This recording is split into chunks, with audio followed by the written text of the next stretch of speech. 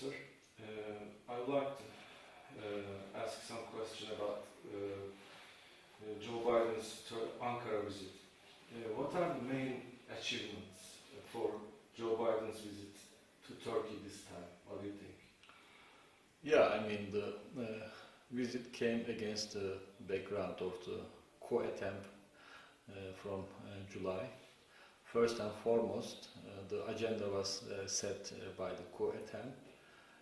As Biden himself also acknowledged, he was a bit late to visit Turkey and express American solidarity with Turkey. So in that respect, the first achievement is the fact that, late or not, the visit provided an occasion where the American side expressed their support to Turkey, and especially the attitude of Mr. Biden during the visit to the parliament and also during his meetings with the heads of state. He was sincere. He expressed that he now better understands what the coup attempt meant for Turkey, and he also said that he will take his impressions back to Washington DC and share them with the American leader, President Obama. So this was, I think, an important achievement for him to personally observe and understand the implications, the meaning of the coup attempt. And of course, the other item is the international coalition against Daesh, ISIS. The fight against ISIS is going on in both Iraq and Syria. And we are entering a new phase, it seems, in both countries. In Iraq, there are discussions about a potential operation against ISIS in Mosul. This was discussed.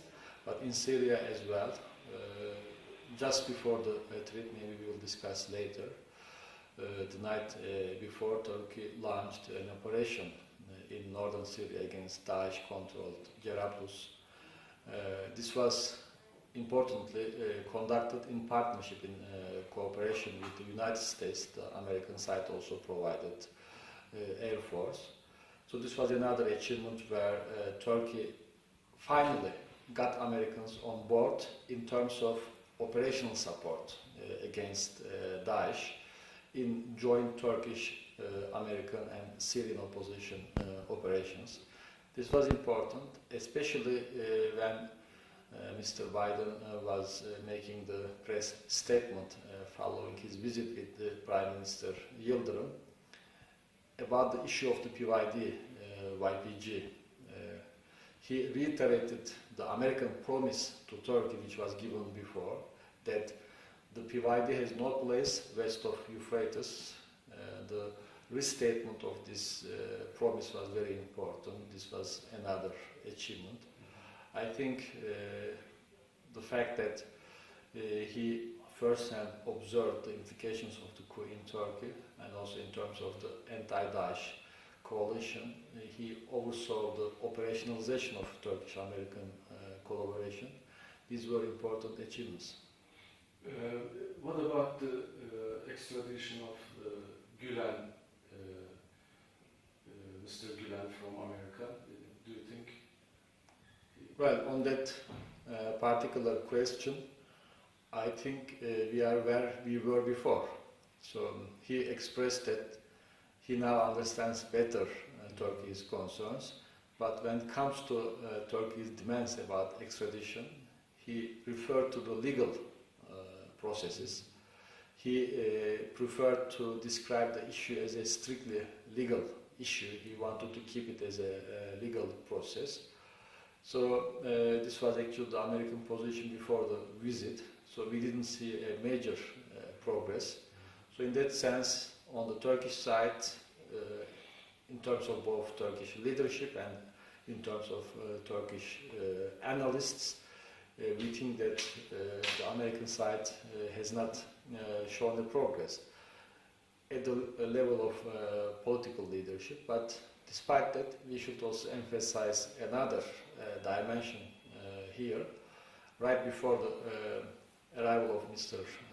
Biden, a team from the US Justice Department, they visited Ankara. They were also in Ankara during Mr. Biden's visit. They are meeting with Turkey's Minister of Justice. So at the technical level, they are working on the case, on the file. So maybe this can be seen as a positive side, but in terms of political support for Turkey's demand for extradition, we didn't see it. So after this visit, what do you think about the future of Turkey, US and NATO relations? Well, this relationship will continue to be important for all parties. I mean, for Turkey, the relationship, the alliance relationship with the United States is very critical. It is part of Turkey's security and defense policy.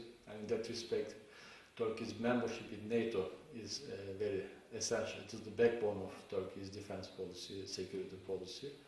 And especially the President and also the Prime Minister Yildirim emphasized it very clearly. The American States is a very important ally of Turkey. And then the question is how to operationalize, how to achieve cooperation in specific issues. So everybody believes that this is an important alliance. Everybody agrees that in essence they have strategic interest to be on the same side. But of course there are problems about operationalization. Getting the particular concrete cooperation is not easy in every case. So we have seen this in the case of Syrian crisis. Turkish-American relationship has not been smooth. In the days ahead, I think the relationship will maintain the same course. I mean, the parties, Turkey, the United States, will all believe in the need for each other, in the importance of each other. But it will not be easy to achieve cooperation in every case. Sometimes differences of opinion. This will be there, because when we look at Syria, when we look at Iraq, these are tough issues. And then we have questions about the American commitment, we have questions about the American policies, positions, because there is an election process going on. We don't see a clear result here, so there might be some surprises on the American side as well, so we don't know. But in essence, for both Turkey and the United States, the partnership will remain as a very central part of their foreign policy. I see. And also, how will Biden's visit will affect the relation between Turkey and Russia? The last days there are turns for the better improve between Turkey and Russia. How will it affect this visit? Well, I think the Turkish-Russian relationship will continue to improve, irrespective of the Turkish-American relation, because both Turkey and Russia, they believe that they need each other. I mean, since November 24th last year, since the downing of the Russian jet by Turkey, the relationship has gone through a very unique, exceptional period. Both sides understood that they need each other even more. I mean, during that period, it wasn't easy for Turkey especially, but also for Russia as well. So that's why during that period, the two countries, the two leaders reflected on their relationship, the need for each other. Now they are putting the relationship back on track, on a more solid foundation. This will continue.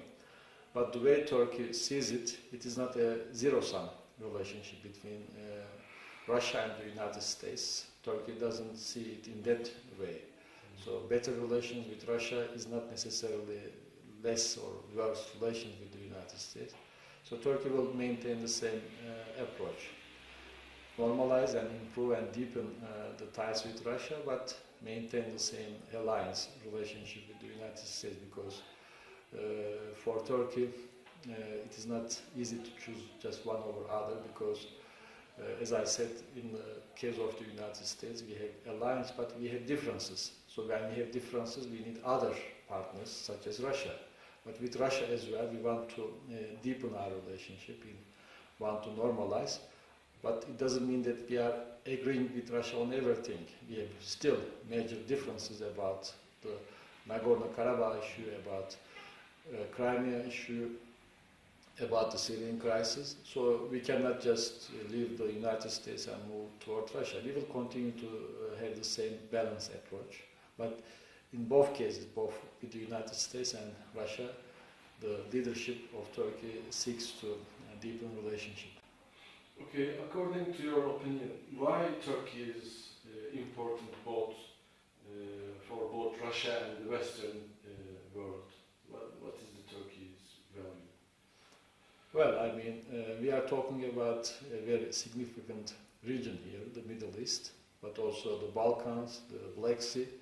These are very essential, geopolitically significant regions of the world, especially the Middle East now. The region is going through a very difficult phase, a very difficult period.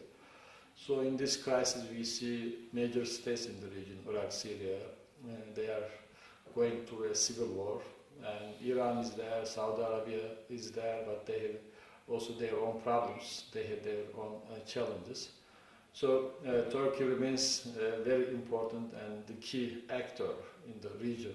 I mean, no country can develop a Middle East policy by ignoring Turkey. Everybody has to take Turkey into account in one way or another. Turkey has a large military power to influence the developments in the region.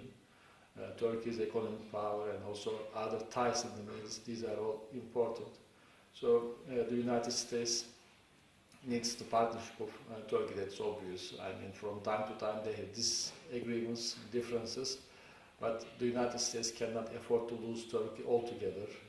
I think with this recent operation we have seen that. And also for Russia, Russia has taken quite an opposite view to Turkey in Syria. But despite that, in order to solve the Syrian crisis, to proceed with the Geneva process, Russia also needs to work with Turkey. I think this is the reason why eventually President Putin also wanted to normalize, wanted to proceed faster in the normalization process. So, what do you think President Erdogan is the policy between Russia and Western world? Is he taking the same way, the same choice? I mean, Erdogan's choices are making sense.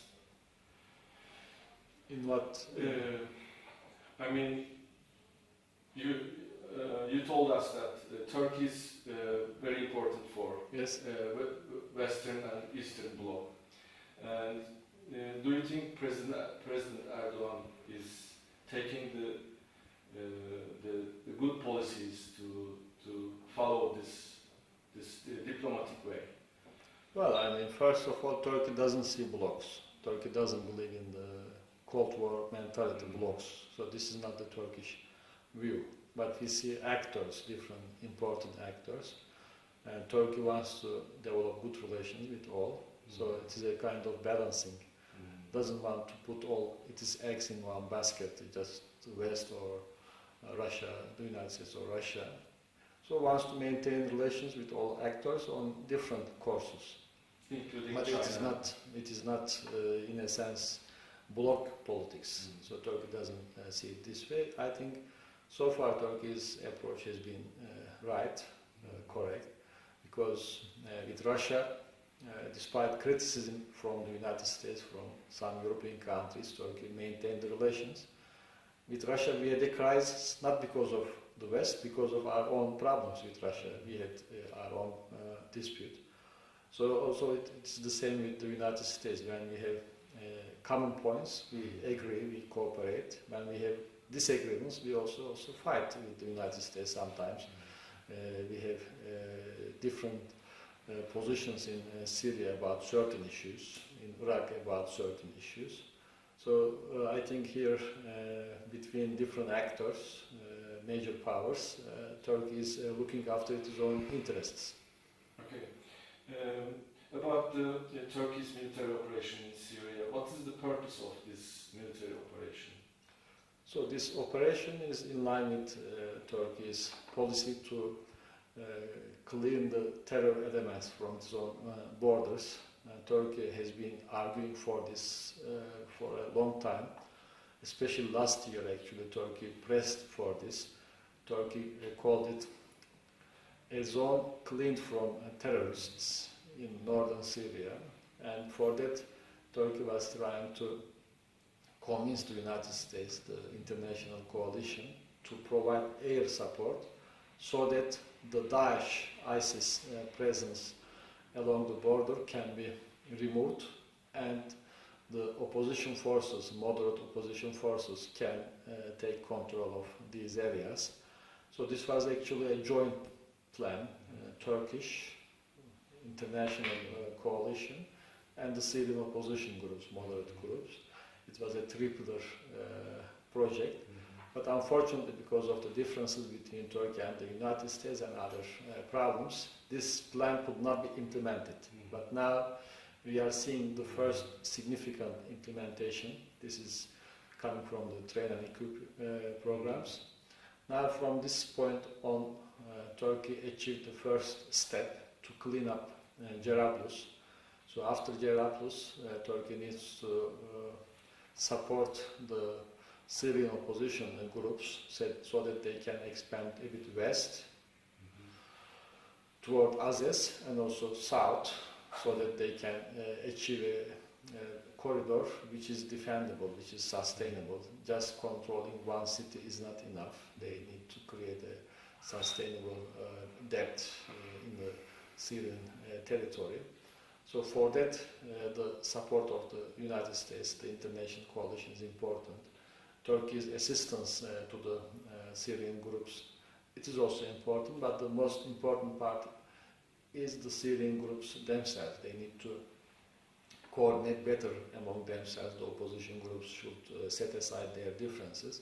So far we have seen that they have been collaborating well, but later when they move to advance south, there is also a risk that the PYD, YPG groups which cross the Euphrates may resist, or they may prefer to conflict.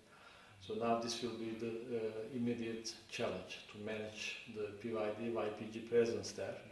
As we discussed before, the Vice President Biden mentioned that the PYD, YPG should withdraw back to eastern part of Euphrates. So as long as this is also the American policy, I think we can avoid the conflict between the opposition groups and the PYD, YPG. So do you think Turkey will finally form a buffer zone, a security zone in this area? Well, I mean, we cannot call it a security zone, buffer zone, but the important part is that the terror groups will not find a place there, and the area will be controlled by the local groups, local people, the military groups, FSA groups that are coming from the Syrian people. So what are the possible further steps after that? What do you think in the region, in Jarabulus region? Well, as I said, west and south advancement, these are the important steps, next steps. If this can be achieved, then Aleppo will be secure, more secure. And then, of course, the solution is not military. Eventually, the diplomatic process has to restart. The general process has to restart, so we will see that in the coming days. This will be the big attention. Finally, I would like to ask, in this west and east, let's say bloc, you don't want Yes. to say that, but what is the China's place for Turkey? What is the view of Turkey for China? China, unfortunately, so far has been a non-player. They couldn't make a vital contribution. They couldn't emerge from the shadow of Russia at the United Nations Security Council. They couldn't develop their own position. They justify their veto by referring to the non-intervention, but this is a crisis where non-intervention doesn't apply. China should have acted in a more constructive manner. Unfortunately, so far they couldn't. 2 or 3 months ago, they appointed a new special envoy for the Middle East. He also visited Ankara. We met, we discussed. I told the same opinion to him directly. We expect China to be more constructive in this process. They need to act in a more positive way. We understand their position about non-intervention, but here the issue is not non-intervention. The issue is about supporting a democratic uprising, supporting human rights. Violations of human rights are big. So China, unfortunately, could not become an effective player, but we hope that in the coming days, months, China can re-evaluate its own position, because, as I said, the solution will not be military, the solution will be diplomatic. So we still have a long way to go to fully solve the Syrian crisis. So there are still roles for China to play, but it is up to the Chinese leadership. Okay. Thanks a lot.